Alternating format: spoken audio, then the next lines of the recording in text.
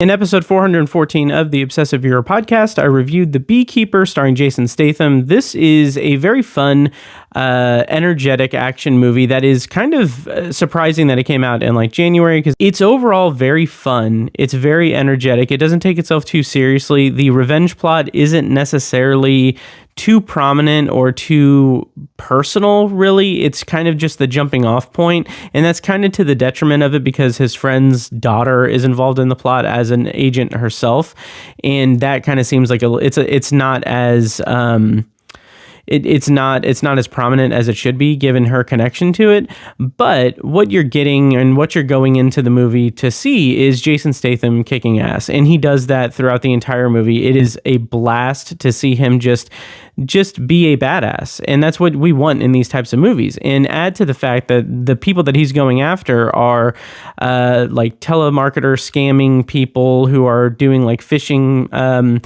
schemes and preying on people who aren't prepared to defend themselves from that, and draining bank accounts and just the lowest of the low. And so to see him go about just dismantling this whole system that involves this, it goes into big conspiratorial stuff too. But when it gets into just him doing that revenge stuff and going after these people, it's really satisfying because we can all agree that those are like the most deplorable people that we can imagine just about.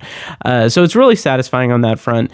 The action itself is over the top in some places, but overall really enjoyable, really fun, really energetic.